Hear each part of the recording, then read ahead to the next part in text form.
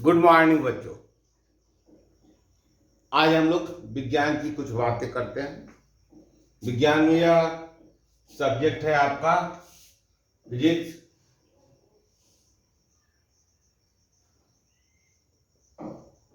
Class 10।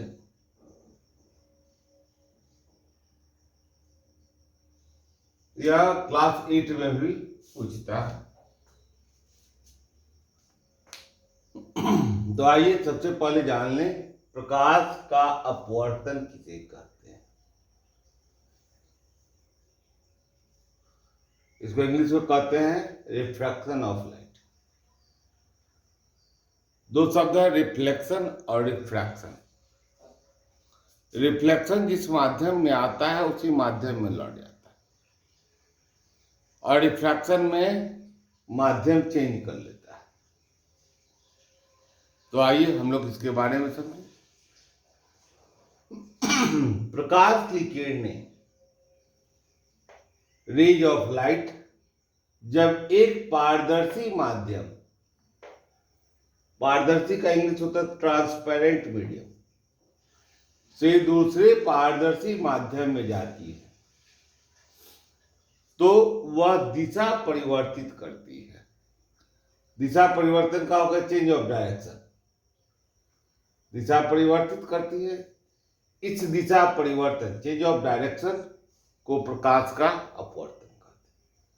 अब यह जान लें कि एक माध्यम से, यह माध्यम है, यह दूसरे माध्यम में जाती है तो वह क्या करती है, यह परपेंडिकुलर है, तल का अविलंब है, तो वह दिशा परिवर्तित की, या तो वह अविलंब की ओर मुड़ेगी या अविलंब से दूर भागेगी। तो यह जो चेंज ऑफ डायरेक्शन जो होता है उसको हम लोग रिफ्रैक्शन कहते हैं। लाइट का रिफ्रैक्शन ऑफ लाइट कहते हैं। आइए दूसरा पॉइंट अपवर्तनांक से रिलेटेड है। किससे? अपवर्तनांक से। अपवर्तनांक किसे कहते हैं? Refractive index.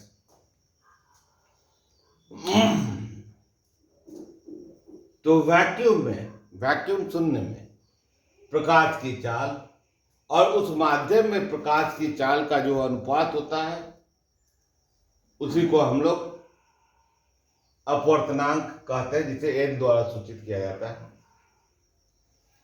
तो आइए, अपवर्तनांक बराबर मैथमेटिकल रिप्रेजेंटेशन हो गया। शून्य में प्रकाश की चाल, speed of light in vacuum, और उस माध्यम में प्रकाश की चाल, speed of light in medium. आइए तीसरा पॉइंट है, यह इसके मोड़ने से रिलेटेड है कि जब डेंसर मीडियम का अपवर्तनांक विरल मीडियम, रियरर मीडियम से अधिक होता है। यह ध्यान रखेंगे, अपवर्तनांक जो होता है, जो सघन माध्यम होता है, डेंसर मीडियम होता है, उसका अधिक होता है तुलना में।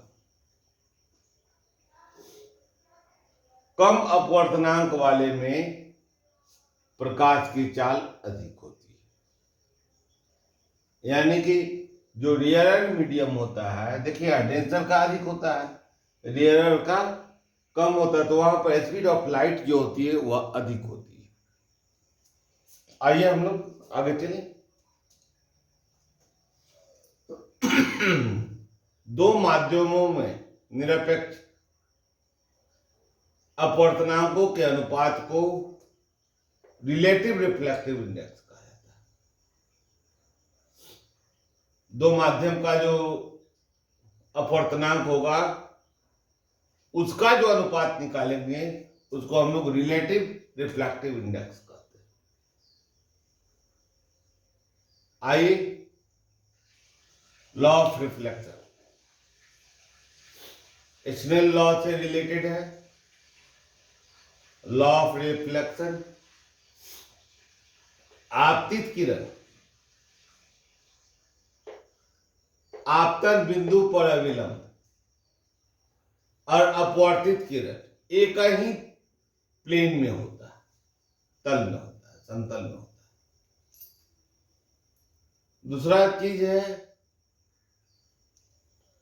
कि किन्हीं दो माध्यमों के प्रकाश का विशेष वर्ण, मतलब स्पेशल कलर के लिए आता है, हर कलर के लिए अलग अलग होता है, उसके जिया जिया मतलब साइन होता है। आपतन कोण की जिया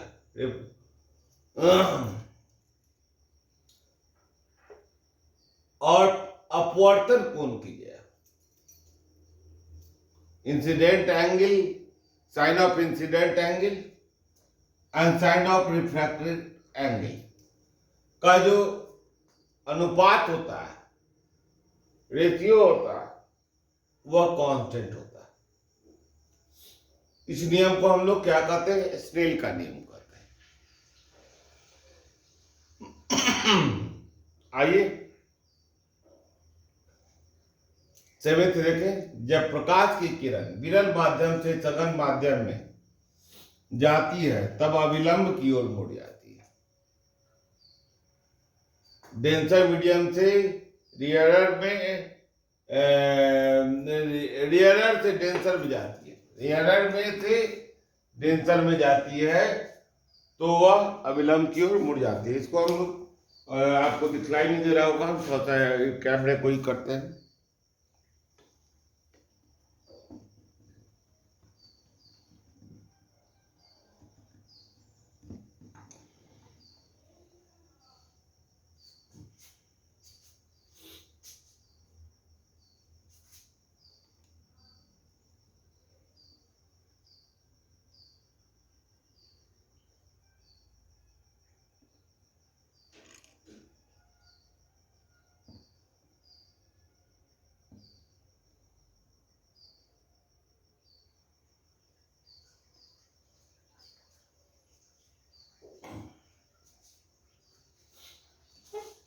अब यहां देखेंगे विरल रियर मीडियम से, यहां देखिए इस मीडियम को देख लें। अगर यह रियरर है यानी कि विरल माध्यम है और यह सघन, तो क्या कहता है? देखिए यहां पर अविलंब की ओर मुड़ जाता है, तो ऐसे रीज आया और यह अविलंब है, तो इसको जाना चाहिए ऐसे, लेकिन वह ऐसे न जा करके अविलंब की ओर मुड़ जाता है, ऐसे चला जाता है। लेकिन जब यह सघन से फिर विरल की ओर आता है, रियरर की ओर आता है, तो फिर इसके अविलंब से दूर भाग जाता है। तो देखेंगे इसका जो अंतर है पैरेलल है, दोनों लाइन पैरेलल होगा, तो वही बात लिखा हुआ है कि अविलंब की ओर मुड़ जाता है।